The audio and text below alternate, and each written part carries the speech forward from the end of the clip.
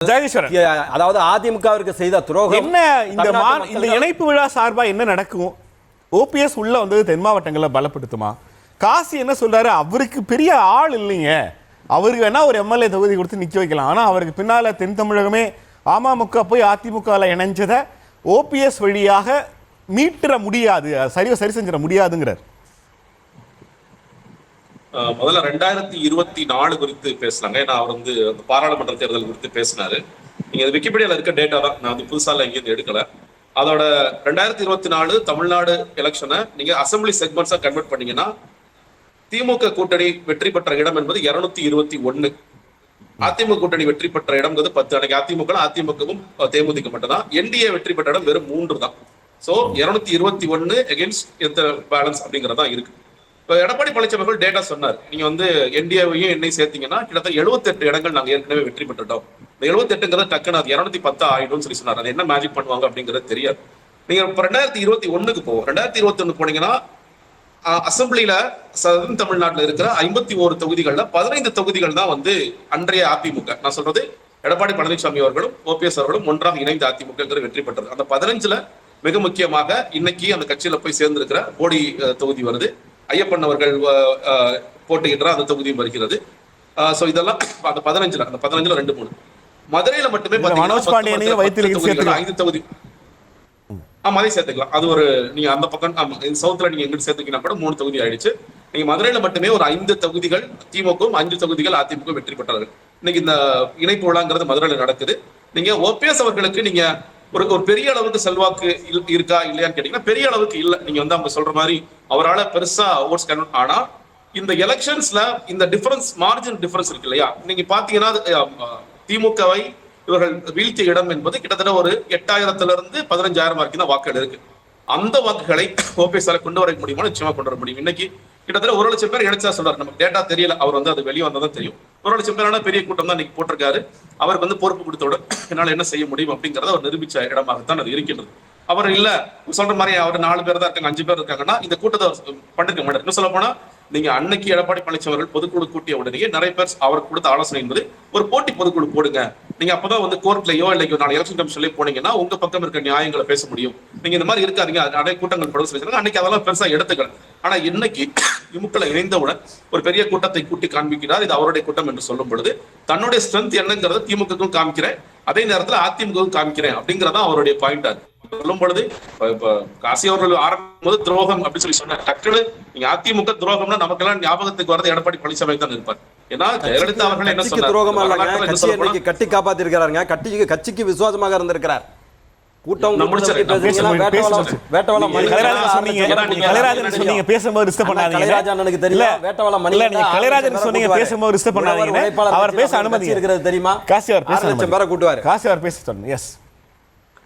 இல்லங்க இப்போ ஓபிஎஸ் அவர்கள் குறித்து முன்னாள் முதலமைச்சர் ஜெயலலிதா அவர்கள் பேசும்போது என்ன சொன்னாரு, இந்த வரலாற்று சொல்லும் பொழுது அவங்க வந்து பழைய வரலாறுகளுக்கு போனாங்க, ஆதி காலம்லாம் போனாங்க. வரலாற்றுல இந்த மாதிரி தன்னுடைய பதவி கொடுத்தவர் திருப்ப கொடுத்த யாருமே கிடையாது, ஓபிஎஸ் தான் அப்படின்னு சொல்லிட்டு அவர் வந்து ராமாயணத்துல இருந்தெல்லாம் ரெஃபரன்ஸ் எடுத்தெல்லாம் பேசினாங்க. ஜெயலலிதா அவர்களே பேசினார். அவர் எங்க துரோகம் செஞ்சார்? அவர் வந்து கடைசி வரைக்கும் விசுவாசியாக இருந்தார். இவர் கேட்கிறாருல, ஏங்க நீங்க வந்து இதுல இருக்க வேண்டியதானே? அவரு நான் இந்த கட்சியை ஒன்றிணைக்கணும்னு ஒரு கோரிக்கை வைக்கிறார். உரிமை மீட்பு கழகம்னு அவர் பேர் வச்சதே உரிமை மீட்பு கழகம். இன்னும் சொல்லப்போனா தினகரன் இவங்க செங்கோட்டையன் எல்லாம் சேர்ந்தே பசுமண்ணை மீட் பண்ணாங்களா தெரியும். எல்லோரும் சேர்ந்து எப்படியாவது இந்த கழகத்தை ஒன்றிணைக்க வேண்டும் அப்படிங்கறத அவருடைய கோரிக்கையா இருந்தது. கடைசி வரைக்கும் தினகரன் இணைப்புக்கு பிறகு கூட அவருக்கு ஒரு வாய்ப்பு இருக்குன்னு அவர் நினைச்சார். ஏன்னா இந்த ஸ்டாலின் அவர்களை சந்தித்தது என்பது முன்னாடியே வந்து ஒரு நாள் பார்க்ல காலைல மீட் பண்றாரு, அன்னைக்கு சாயந்தரம் வந்து துக்கம் விசாரிக்கிறதுக்காக முதல்வர் வீட்டுக்கு போறாரு, அடுத்த நாள் மீட் பண்றாரு. அப்படிதான் நிறைய பேர் சொன்னது இல்லைங்க அவர் வந்து நிச்சயமா திமுக போறாரு சொல்லி சொன்னாங்க. ஆனால் வெயிட் பண்ணார், உடனடியாக நடக்கல. இந்தியாவில வந்து திரும்ப பேச்சுவார்த்தை ஆரம்பிச்சாங்க, இவர் மறுபடியும் உள்ள கொண்டு வரதுக்கு பார்த்தாங்க. தினகரன் அவர்கள் உள்ளே போனதா அவருக்கும் சரி, தினகரனுக்கு ஒரு கதவுகள் திறக்கப்படும் பொழுது நமக்கும் ஒரு கதவு திறக்கப்படுமா அப்படிங்கறதையும் அவர் எதிர்பார்த்தார். கழகத்தை கூட கட்சியா கூட மாத்திரன்னு சொல்லி சொன்னார். ஆனால் அப்பொழுதும் எடப்பாடி பழனிசாமி அவர்கள் இவ்வளவு பிடிவாதமா இருக்கிறார்னா அவர் எங்க போவார்? ஏன்னா நீங்க அரசியல்வாதிகள் கடைசி வரைக்கும் அரசியல்வாதியா இருக்கணும்னு நினைக்கிறாங்க. அவங்களுடைய கடைசி காலம் வரைக்குமே நான் ஒரு பொறுப்புல இருந்திருக்கேன், அந்த பொறுப்புல தக்க வைக்கணும்னு பாக்குறாங்க. பாலிடிக்ஸ் ரிட்டையர்மெண்டே கிடையாதுங்கிற மாதிரி தான் இன்னைக்கு சூழல் இருக்கிறது. அப்படி இருக்கும் பொழுது அவர் எங்கே செல்வார்? தனிச்சு நிக்கணும்னு நினைக்கிறீங்களா? ஏற்கனவே பார்த்தோம், பலாப்பழத்தை நின்னாரு, அவரால் ஜெயிக்க முடியல. சொல்ல போனா என்டிஏல நின்னார். இன்னைக்கு அந்த என்டிஏவும் கைவிடுது. நீங்க எந்த கட்சிக்கு விசுவாசமா இருந்தாலும் அந்த கட்சியும் கைவிடுது, எந்த கூட்டணிக்கு விசுவாசமா இருந்தாலும் அந்த கூட்டணி கைவிடுது.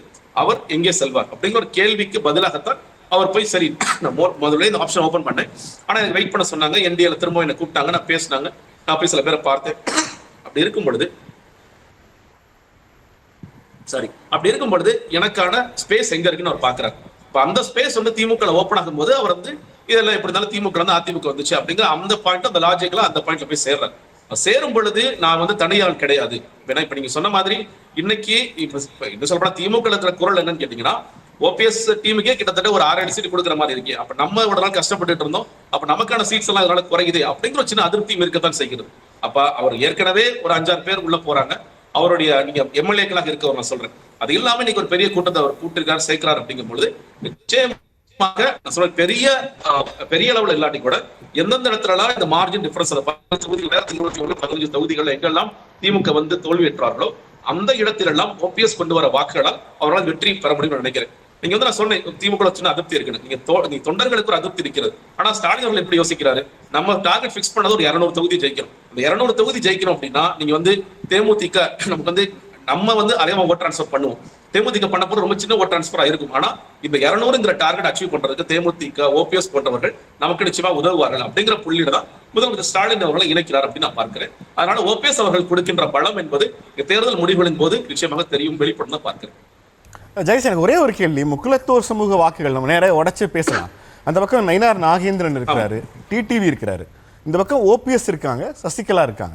ஸோ இந்த முக்குலத்தோர் சமூக வாக்குகளே ரெண்டா பிரிஞ்சிருக்கிற போது ஒரு பக்கம் 2021 இந்த ஸ்டோரி வேற. 10% இடஒதுக்கீடு தென் தமிழ்நாட்டில் ஒரு பெரிய பரபரப்பை உருவாக்குச்சு. அந்த ஓட்டு எப்படி டிரான்ஸ்ஃபர் ஆச்சுன்னு பார்த்தோம். இப்போ 2026 10% வாக்குகளை அதிமுக திரும்ப கொண்டு வருவாங்களா, பாமக திரும்ப கேட்பாங்களாங்கிற கேள்விக்கு நமக்கு பதில் தெரியல. இந்த முக்குலத்தோர் வாக்குகள் எல்லா பக்கமும் பிரிவதற்கான வாய்ப்பு இருக்கிறதா, இல்லை அது இன்னமும் சசிகலா ஓபிஎஸ் கையில் இருக்கு அப்படின்னு நம்ம நம்புறதா? இதில் ஓபிஎஸ் சசிகலா கையில் இருக்கா, டிடிவி கையில் இருக்கான்னு எனக்கு சந்தேகம். அந்த சந்தேகத்துக்கு உங்கள்கிட்ட பதில் இருக்கா?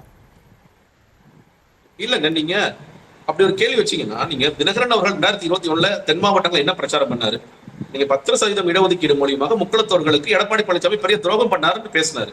இன்னைக்கு என்ன எப்படி ஓட்டு கேட்பாரு? இதே தினகரன் நீங்க சொல்றீங்க இல்லையா, தினகரன் வந்ததுனால எங்களுக்கு 33 தொகுதி வந்துருச்சுன்னு கிளைம் பண்றீங்கல்ல. இப்ப இந்த தினகரன் தென் மாவட்டங்கள்ல அவருடைய பிரச்சாரம் என்னவாக இருக்க போகின்றது அப்படிங்கிற பெரிய கேள்வி இருக்கிறது.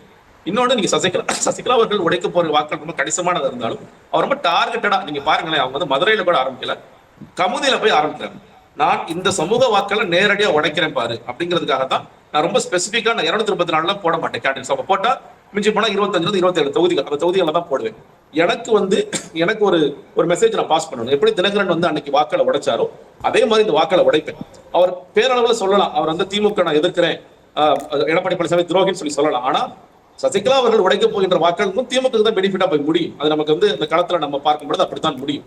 நீங்க ஓபிஎஸ் கொண்டு வர வாக்கள், சசிகலா உடைக்கிற வாக்கள்லாம் அதுக்கு ஈடு கொடுத்து தினகரனால அவ்வளவு பெற்று வர முடியுமா? ஏன்னா தினகரன் கட்சிங்கிறது நமக்கு தெரியும். நீங்க அவர் 2021 இருந்த பலம் என்ன, 2019 இருந்த பலம் என்ன, இன்னைக்கு இருக்கிற பலம் என்னங்கிறது. அவர் கட்சியில இருந்தா தங்க தமிழ்ச்செல்வன் போனாரு, அவர் கட்சியில இருக்க முக்கியமான நிர்வாகிகள் எல்லாரும் விலைக்கு போனாங்க. அப்ப அவங்க எல்லாம் போகும்பொழுது ஒரு வாக்கள் போனிச்சாரு. தங்க தமிழ்ச்செல்வன் எம்பியாவே இருக்காரு, அவர் போகும்போது வாக்கள் போனிச்சா போகலையா அப்படிங்கிற கேள்விகள் இருக்கு இல்லையா? அப்படி இருக்கும் பொழுது இன்னொன்னுங்க, நீங்க 4 பேர் சொன்னீங்க, நான் 51 15 தான் ஜெயிக்கிறாங்கன்னா திமுக ஏற்கனவே அபிரிதமா இருக்குல்ல, ஏற்கனவே இருக்கிறது. இவங்க எல்லாம் போய் ஆட் பண்றாங்க. ஓபிஎஸ் போனதோ தங்க தமிழ்ச்செல்வன் போனதோ மற்றவர்கள் போவதுங்கிறது அவங்க கூடுதலாக ஒரு ஆட் பண்றாங்க. அப்ப ஆட் பண்ணும்போது அதை சொல்றேன், அந்த மார்ஜின், அந்த ஒரு டிஃபரன்ஸ்ங்கிற மார்ஜினை உடைப்பதற்கு அல்லது ஈடுகட்டுவதற்கு இந்த வாக்குகள் பயனுள்ளதாக இருக்குன்னு நான் பார்க்கிறேன்.